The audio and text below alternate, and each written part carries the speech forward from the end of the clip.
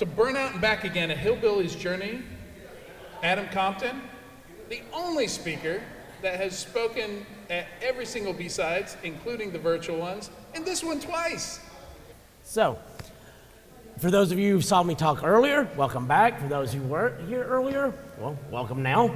I'm going to be talking about burnout today. Not what causes it necessarily, what you can do about it. It's my experience with it. Me going through my career, building up to it, getting burnout, recovering from it, and moving on. So if that's what you're interested in, if you want to hear me stand up here and talk for the next 30, 40 minutes, by all means, please sit in here. I won't be offended, so if you want to move on, but I do appreciate it. Thank you. So, short version, who am I? The obligatory slide. Father, son, all the obligatory stuff. I've been a pen tester, a programmer, a researcher, a little bit of everything over my career. A career that now goes a little over in pen testing and InfoSec directly, about 22 to 23 years. If I go back to the beginning of my professional career as computer related, it goes back better part of 28, 29 years. So I've been doing this for a little while. Yes, I am a hillbilly, born and bred back in eastern Kentucky, Pike County, Kentucky. So not eastern Tennessee, I apologize, but it was eastern Kentucky, close enough. And currently I do work for a company called TrustedSec. I'm a principal security consultant there. They're a wonderful company. They let me come out and do these talks. I do appreciate it. So I feel a little bit of obliged to include them in here, at least on one slide. So, before I really get started here, it's yet another obligatory slide to include in here. I am going to be talking about a serious issue of burnout with various other topics in there, Imposter Syndrome and a number of other things. I am not a doctor. I try not to even go to a doctor, but that's a different issue altogether. If you do need help or want help, please go find somebody that can help you. If you're looking for somebody just to talk to or listen to you, I can help with that, but if you're wanting professional help, please go find someone else. I'll give everybody a little quick chance to read over this, but it's basically, I just copied this down from WebMD, seemed fairly accurate. What is this whole talk going to be about? It's going to be about burnout in some form or the progression through it. It boils down to it's exhaustion, constantly feeling swamped, not wanting to get up and go to your work. And this can be caused by a number of different issues, can be coming from your place of employment, can be coming from some issue at home or just society in general. A lot of different things can cause this. That is the technical version of it, or at least from WebMD, as much as you want to consider that technical. But the rest of this is just going to be a pure experience from myself. I didn't really know what burnout was for the longest time. I never had heard of it. Maybe in passing, I might have heard somebody. The first time I actually heard about burnout was a little over a decade ago at B-Sides Las Vegas, where, among other people, Jack Daniel and a few others got up, and they were doing a talk on, I forget what it was called, burnout and information security, something of that nature. I want to make it abundantly clear that this is my journey through it. No two people's journey through something like this is going to be the same. You might have some similarities, but it's going to be slightly different. If you can take something from this that is going to help you or at least make you laugh or consider or whatever the case is, by all means, please do so. So, where do we start? I might as well start at the beginning. A little bit of this is going to be a little history, nothing too much there. But I started out in my career as a computer science major. This was back in '94, pre-2000. I am one of the old ones, I apologize. But at the time, there was no InfoSec curriculum. There wasn't anything like that. So I went through CS, mathematics, all that. And I was eager to get started in the world, super chipper, really happy to go. I got an internship with the government, was out there doing my work, loving it. Got into doing a little bit of Unix administration, got into some Unix penetration testing. A lot of stories from that. If you saw my other talk or heard any of my other talks in the past about pen test fails, a lot of them come from that, just saying. Definitely a learning experience. A lot of great opportunities there. Got some great people I'm learning from. I came into this as a complete novice, not knowing much about it. I had some background in Unix and programming, but that was about it. So I was all eager to learn, starting out my career. Nothing's going to stop me. Making my way through there. This went on for a number of years. It was a wonderful time. I loved my time at the government. Loved the people I worked with, loved the work I was doing, but I was a little pigeonholed into the Unix environment. That was fine. I was happy there, not a big problem. Wife and I started talking. We decided that we wanted to do a little bit of moving. I was living in the DC area at the time. We didn't want to start a family there, so we decided to pack up and move. And we moved to East Tennessee, Knoxville. Many of you I've worked with, or some of you I've worked with, many of you I've met before. Had a great time here. We lived here for a good 6+ years. Had a great time out here. Well, while I was here, I actually got to experience a few other items. In my past, as I said before, I was a Unix admin. I was a Unix pen tester. Delved heavy into the Unix world. Sort of got a little resting on my laurels there, not too much. But now there's this new world for me. The company I was working for said, oh, you're going to be doing a little bit of everything now. You're going to be getting out there in Windows. You're going to be doing sort of a jack of all trades. Not a problem. Again, eager to learn. But I was feeling a little bit of overwhelming right here. Why? While it was something new to learn and a new experience to undertake, I was already well into, depending on the way you count it, anywhere from 6 to 10 years into my career. And I felt fairly comfortable in my skin. I knew what I was doing, but now I was thrust into a new world. And I was expected to know it, expected to ramp up to it, understand it so very well. And that was the Windows world. And during that time, I'm standing back and I'm seeing the people around me doing some amazing things, learning great things from them. And I'm going, okay, they see me as sort of a senior-ish person because I have the experience and the time and where I used to work. Unfortunately, I don't know as much as them. Or at least I thought I didn't, or maybe I didn't. So I always had this sensation that I needed to learn more, learn quickly, and understand all this stuff to get up to their speed. Well, as it turns out, I did learn relatively quickly through trial by fire. Lots of other stories there from mistakes, but I got up to the point where I felt comfortable in my skin again. It was still a little unnerving because I don't know how about everybody else out there, but I had got very comfortable in knowing my niche. I was a Unix person. I tested Unix environments. I did this, but now I had to expand out. And then I had to expand out more into social engineering, into physical pen testing, into a number of other things. And it kept feeling like I was getting more and more stretched thin. Granted, looking back at it now, it wasn't as bad right then as I was thinking it was, but it was the beginning of the process. I was looking around, feeling, is this really what I want to do? But I was happy with it. I'm doing my job, going along with it, and to the point where if you go look at my LinkedIn profile, you go talk to me in the past or in the future, you'll learn who I used to work for. Yes. A book for you to give away? It was this one. I had one up here. You already had, well, now you got two. Okay, that's good. Also, no, it's not next to the phone. Good. All right. I apologize for the interruption there. But yeah, so I'm going through there. Probably part of everybody's career. You've been in there a while. You get comfortable with it. And I, again, got to that point where I'm feeling comfortable doing my job. It's a little bit outside of my comfort area, but I've got comfortable with it. And then it stayed there. I'm doing the exact same thing day in and day out. I tried making it more entertaining by trying different attacks or trying different information or doing something different, but it boiled down to, I don't want to use the term puppy mill as such, but that's what it felt like to me. It was a grinder. I'm doing the same thing in and out every day.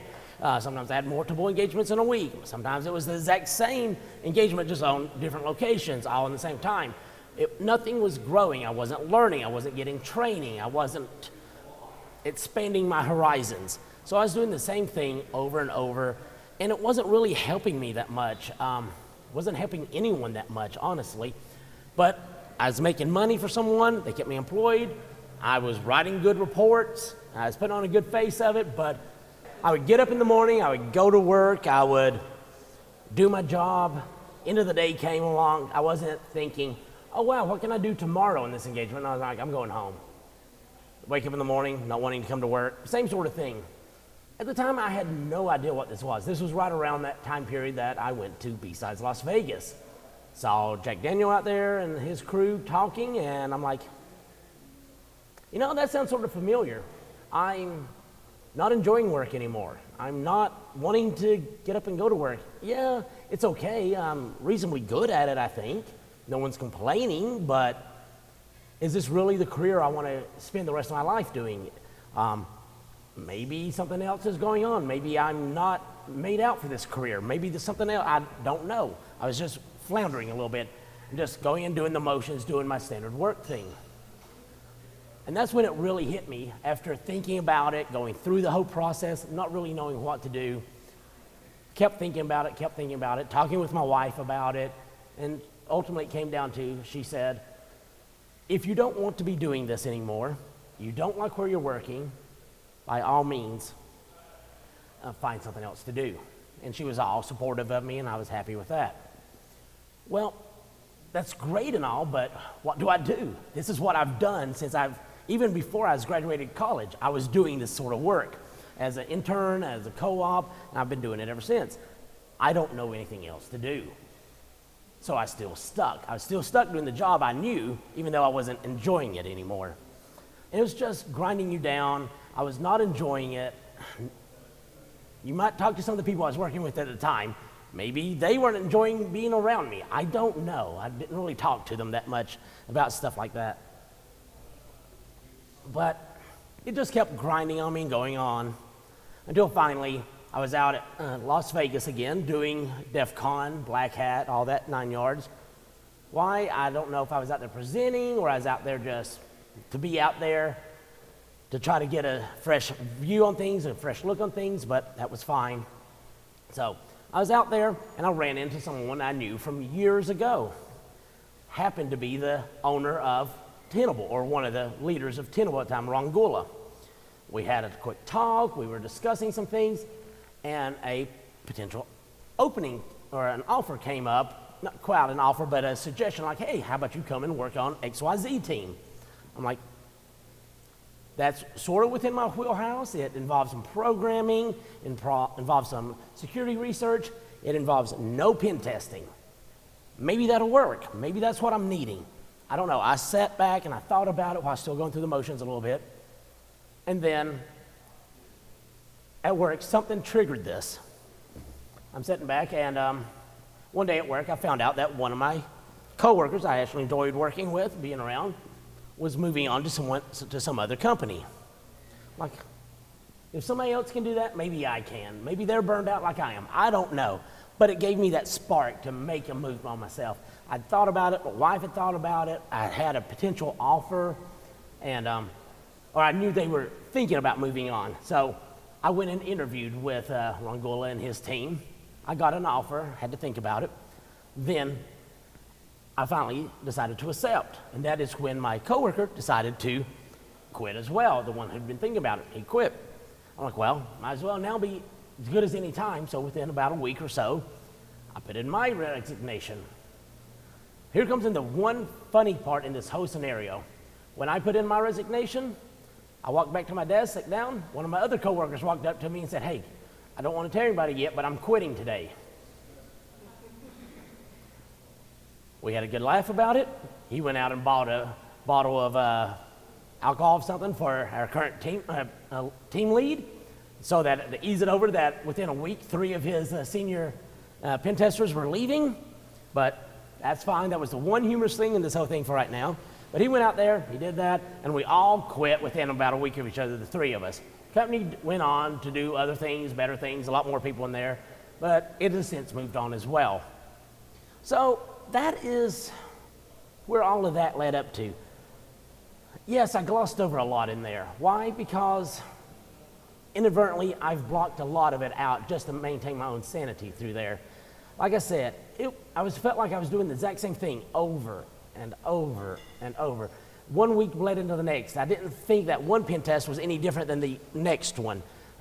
Nothing was really challenging me, whether that was because I was good at what I was doing or because the customers we were targeting were pretty much cookie cutter from one to the next. I really don't know. Maybe it's just my mentality. That's the way I viewed it. But whatever the case was, I didn't feel like I was advancing anything. And maybe this was the fresh start I needed, which was great. So I took the offer and I moved on. I started doing my programming and I started doing my research. Well, that was okay for a while, because the grass being greener on the other side sort of is always true. It looked good. That felt like what I wanted to do. I jumped over there, and at first it was great, until I learned that my current boss at that location, his personality and mine and his personality and most sane people might not match. To the point where on one company meeting, he told us that if he could fire every one of us and start over, he would.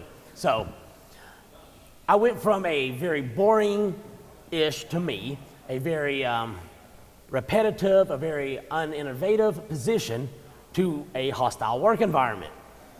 Things didn't really get that much better. At least I wasn't doing pen testing anymore. So I was there for a while, going through the grind again, trying to meet expectations, working extra hours here, because I'm like, I made this change, I'm gonna make it work. And I kept going extra hours, and I kept doing extra work, trying to make someone happy, which I later found out is never happy about anything. So that was a negative return investment there.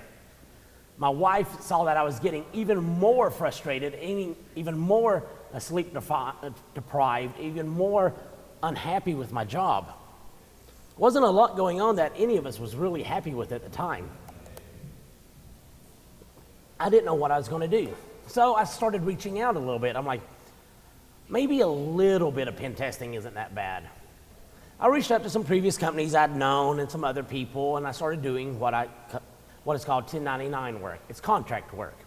I offered my services out there for like an engagement here, maybe an engagement over there, something like that. Nothing permanent, nothing repetitive, just to get my feet wet, to get back out there.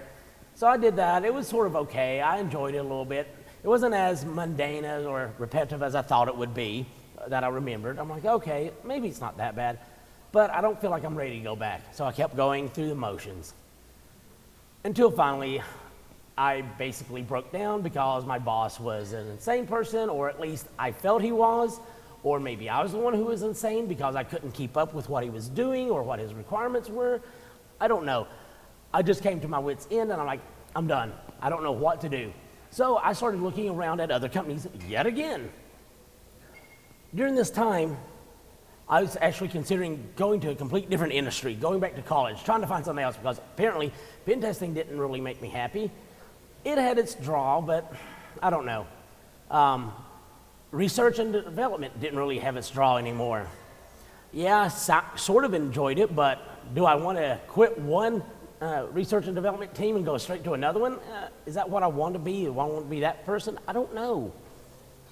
So I just kept thinking about it, and I started reaching out to companies I knew. I reached back out to my former company. Do you have an opening? Maybe I want to come back there. I don't know. I'm just checking out. Luckily for me, they didn't have a particular opening for me, because hindsight, I know I would have been absolutely miserable there again. Not that I don't like the people who work there, it's just some of the bureaucracy, some of the politics, all that. I just knew it wouldn't be me. I had time to think about it. So I kept looking around, and finally I came across a company that sort of made me a little bit happy. Okay, I talked to them. They seemed okay. They seemed to have a good atmosphere about them. So I jumped ship. I jumped over into them. And I skipped a page there, sorry. That was the programming pen test detox. Let's jump back over to here. So I moved on into something else. So I didn't know what to do. So I started interviewing. Like I said, I found that one company. I was sort of happy with them. I interviewed with them, and I was just getting ready just to quit altogether. And my wife's like, no, take the offer, take the offer. So it took somebody outside to force my hand on this. So I took the offer. I went back to pen testing. at this one small company. It was a small company that no longer exists because it got bought out by another company and all kind of things. But while I was there, it was a good time. I enjoyed it. Every place has its own ups and downs, so that's fine. But I was around a group of amazing people. Yes, I'd taken better part of 2 years off right there of pen testing, plus the fact that I'd spent the previous 6 years at a company that didn't really provide training or improvement. So, want to talk about imposter syndrome or talk about feeling a duck out of water or whatever you want to, I definitely felt that. I felt like while I had a strong base, anything that had happened in that time to advance pen testing, I didn't know about. So I effectively had to go from where I was, a senior, whatever you want to refer to it, down to a new person in pen testing that had a basic understanding. However, that's not what they hired me as. They hired me as a senior with all the responsibilities of a senior. So, dealing with the whole psychological aspect of not knowing if I'm right for this position, if they made the right choice, if I'm going to be demoted, if I'm going to be asked to leave, all that, I stuck with it. Why? Because I loved the people I was working with. It wasn't necessarily that I felt I was the perfect match for that position, but I enjoyed it to some degree. I really enjoyed the people I was working with, and the work wasn't that bad. It wasn't what I remembered.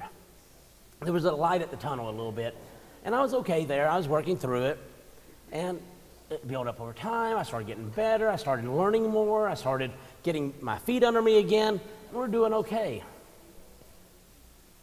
And then a series of internal politics issues happened, and I got stuck with a boss, which when I told them my wife is having a child next month, I'm going to need to take a month off. He understood, oh, your wife is having a child next month. You want to travel for it the next 2 months. So that ended up with a huge conflict between me and my employer and my boss and all kind of issues there. Stress went out of the roof. We knew something else was going on at the company. Little did we know that the company was being sold. Keep piling issues on and horrible draconian issues with the transition there. It came down to, guess what? For the person who is trying to find a new home, trying to find a good company to work for, I'm almost out of a job again because I don't want to work for this new company who is imposing their horrible rules on us. So I had a couple co-workers or colleagues that I knew at another company, jumped ship to there. And that was probably one of the best choices I had in my career up to that point. Great company, great bonuses, great benefits, great everything. Great group of people. Some of the great people I worked with at my previous company moved over there. We're happy. Everything was doing great. And eventually, as always happens in my life, for some reason, something happens, internal bureaucracy, and I end up getting a little bit of a question. Is this the place I want to spend? I've been doing this line of work for the better part of 2 decades at this point. I've had ins and outs, I've had ups and downs, I've quit, I went to do other things. It was just one of those things. It just felt like it was never going to end, all these scenarios, until finally, toward the end of my time at this new company, well, first I was sort of indirectly told that I probably would never get the promotion I'm wanting. So I'm like, okay, that's fine. That kind of helped seal the deal for me. So I started looking around a little bit. That's when I saw somebody at TrustedSec post out on Twitter, if anybody's looking for a change of career, hit me up. I happened to know this person from previous interactions, previous conversations, so I hit them up. Shortly thereafter, I moved over to my new home of TrustedSec. Had an amazing time so far. Yes, I absolutely feel like I am the least knowledgeable person in the room, and that's because I probably am now. They have an amazing group of people there. I'm just trying to keep up with them. Yeah, I bring my own experiences with me, but I don't feel bad about not being up to their level at times now. They are some amazing people. I knew that going into it. Everybody seems to recognize it. I'm fine with that, and we're moving forward. And so far, I've been there for going on 4 years now. I love my job there. Not saying that that's going to be the perfect fit for everybody or for anybody but myself. I don't know, but the goal here is that you find that place that you feel comfortable, you feel respected, you feel important, and you make that your home. I know I kind of went through this a little fast. I do apologize. I kind of glossed over some areas. This is the first time I'm giving this talk, and I apologize if there's any flow issues to it. But I'm just trying to get this out there a little bit, tell my story. Maybe you're new and you haven't experienced this. Maybe you've been doing this for a while and this is the first time you've heard of this. I don't know. I just like sharing stories with people. If you can get any insight out of this, that's great.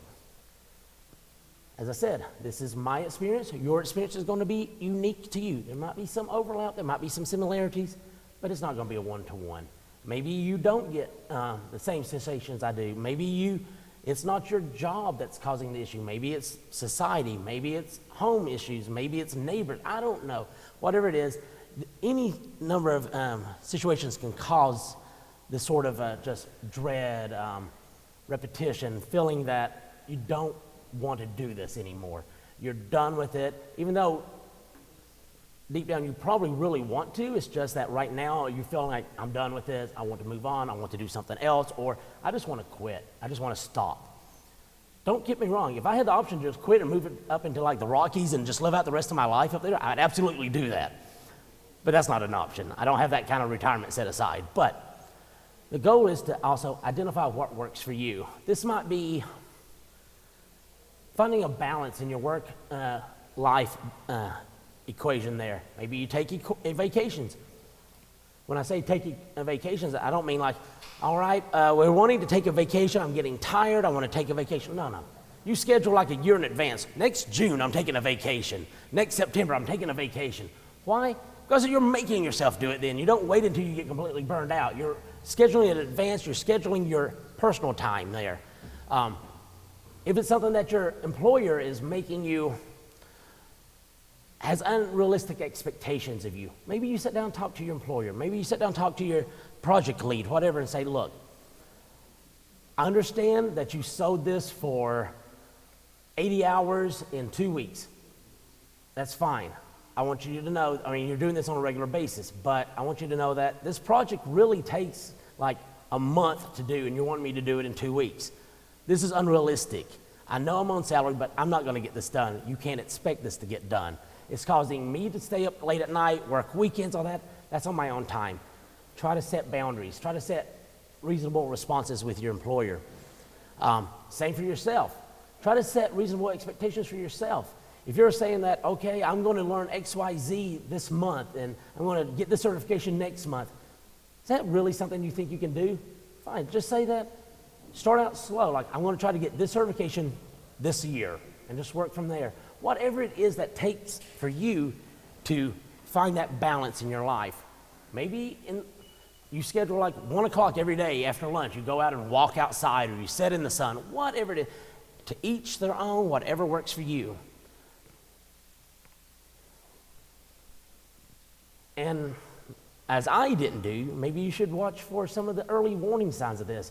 If you're starting to get aggravated at your customers, or at your coworkers or your customers, if you're starting to feel overwhelmed, or you're not seeing any acknowledgement, or you feel that you're underappreciated, just you're a cog in the wheel or a cog in the machine, doing your repetition over and over, whatever it is that you're feeling there, it may not be burnout. It may not be anything of that. It may just be that you have a bad boss. I don't know. But it is something that you should be aware of, and something that you should look into more. Maybe you should really consider this, maybe. Even if it isn't burnout, maybe it is something that you want to bring up, or maybe look for a different position inside your own company, or move on somewhere else. Whatever the case is, that is just something that is between you and your family, or lack of family, or whatever the case may be.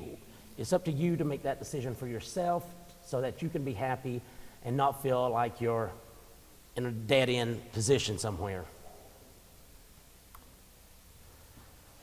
I went through that in about a little over 40 minutes. I apologize if it was a little quick.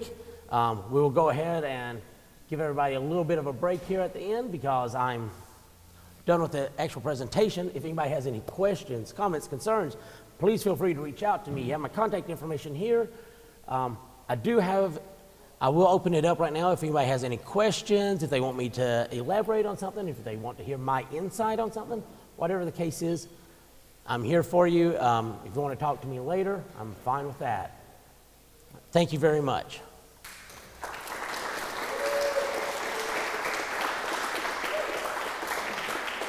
Anyone? Adrian?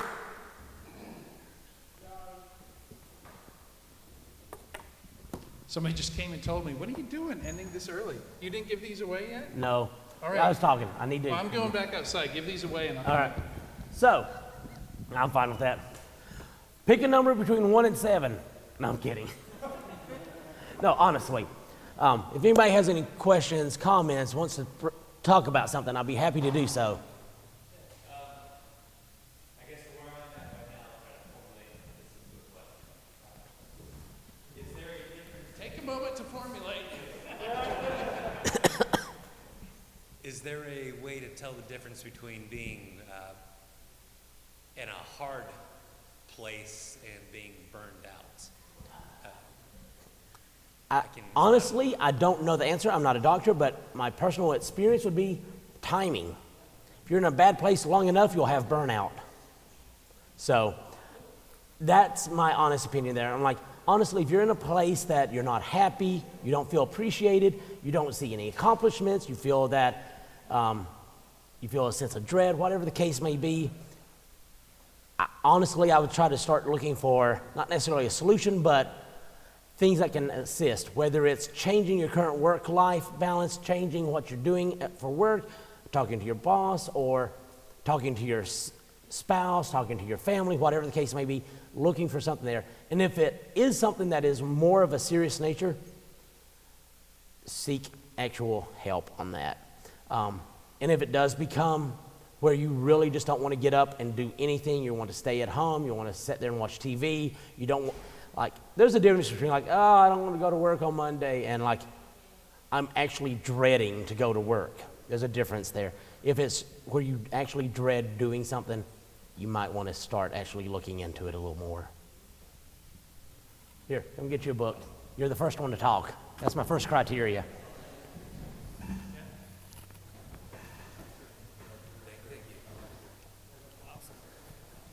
Anyone else? Anyone else? Yeah, he does right there. Right behind you there, Adrian. That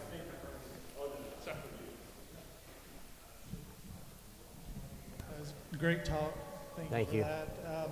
I will say, as somebody who deals with depression, there is a big difference in depression and burnout. Yes, it is. And the thing that opened my eyes was my wife came to me one day and said, you don't talk about the things you do at work anymore that made you excited before. So that was the big item. I can understand that and I can appreciate that, absolutely. There's a number of people in my life who deal with depression.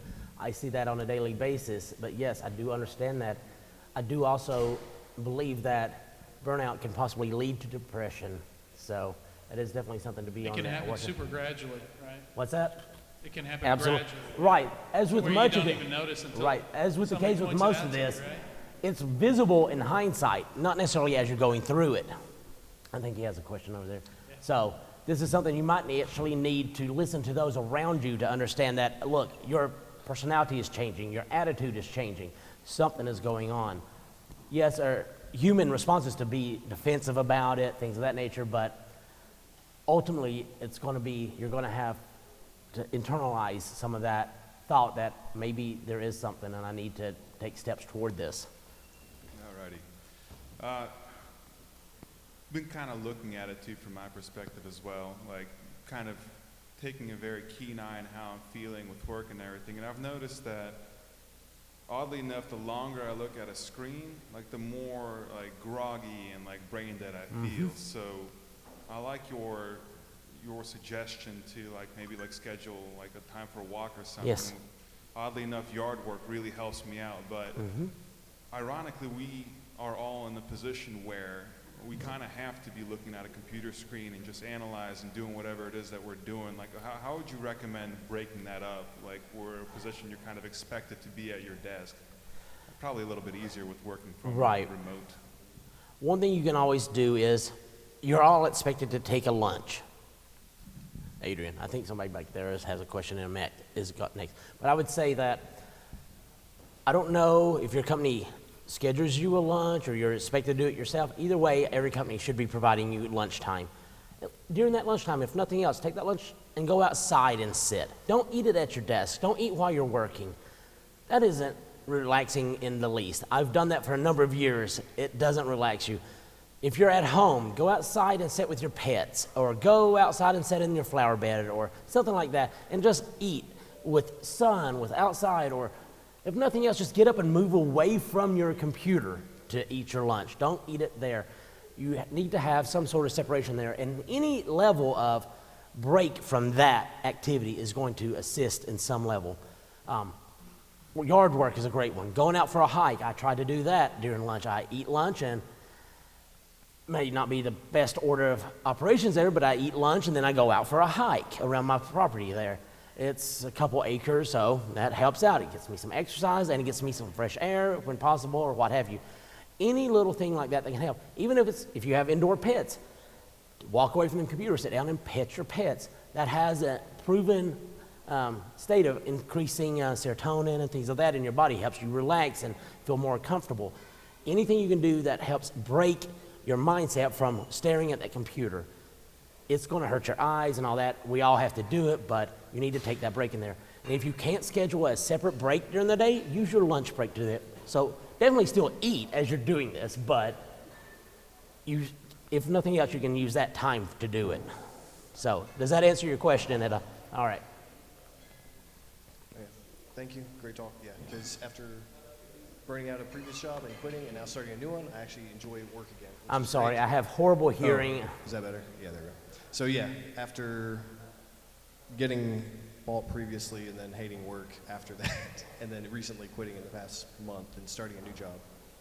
Great job on this. But yeah, for that, I started using just like a little physical timer. It's like a little hexagon guy for like $15 from Amazon, and you just flip it over, set it for 5 minutes to an hour. So then I'll work for like 30 minutes, like really intently on the screen, and then it'll beep and I'll go, okay. And then I'll set a 5-minute one, and then I'll just walk around my house or home office, or go pick up a kettlebell, or go out and get the mail, or go downstairs and get my water or my coffee, and then come back up and then set the same timer for like 30 minutes to 40, however long it takes. That way I'm not like, like staring at the computer monitor for hours and my eyes and my headache just grow. But no, I absolutely, if I am sitting there, I'll catch myself even now working through lunch, just staring at the screen, trying to solve this problem. I'm like, I'm that close to getting this, and I don't want to take a break, but I have a calendar scheduled on my phone and on my Alexa and on a number of other things that like at 11:55 it says, it is now time for lunch routine. So I have to get up, and it makes me remember that. All right, hold on, testing. All right, I do have, would it be okay if I gave my personal experience here? I'm sorry, I'm having a hard time hearing him. I apologize. Would it be okay if I gave my personal experience here? Yeah, absolutely share your experience. So I just now got my role as a security analyst just this year. However, prior to that, I've been kind of working as a workaholic, just trying to get my foot in the door, and I've spent like a whole lot of time just trying to get like study materials, proof that I knew how to do the thing, as well as other certs, and like more and more of my life became like more and more centered around my career, and I started to like sort of distance myself from my friends, as well as sort of neglect my own health, and I kind of neglected to take like PTO while I was a help desk technician, and I got a lot of money out of skipping the PTO, but at the end of the day, I kind of learned that it wasn't all that worth it, and as a consequence of my workaholism, like I wound up having to get like two like root canals and a whole host of other like health problems right there. That comes with just simply not going to the doctor. So like if like at all, like please go to the doctor, get checked out and everything. Anyone? Thank you for sharing. I mean, yeah, it can definitely manifest as physical symptoms, a number of other things as well as you're going through this. So. Yeah, I mean, and your body is telling somehow your mind, subconscious, all that is telling you, you need to do something. You're stuck. and all that. So, like I said, I'm not a doctor. This is just my own personal opinions, my own experience, things of that nature. But yeah, I agree in general. Here. Anyone else? Thank you for sharing your story. Here you go. Hand that to him. Thank you for sharing your story. Anyone else? Yeah, one thing that helped me is back Please. when Kyle and I were starting Savage Sec, we were working 12-hour days every day of the week. And at some point I was like, I've got to do something that gets me out from in front of the computer, that forces me to. So I started volunteering with a local horse rescue. Oh, nice. Working with abused horses and taking care of them. And boy, was that a good reset. Like when you're working with a 1,000-pound animal that's been abused, you're not thinking about computers. No. And doing a Friday morning, like I never had meetings on Friday morning, and like everybody at the rescue does the weekend because they have 9 to 5s throughout the week. So it was perfect for me to just take Monday or Friday mornings off and go deal with horses and mules and donkeys. Awesome. Awesome.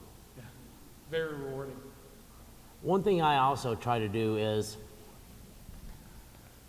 due to the nature of being in pen testing for a while and a corporate environment I'm currently in, around about 4 o'clock every day, yeah, I typically work till 5, but around 4 o'clock, I try to stop testing.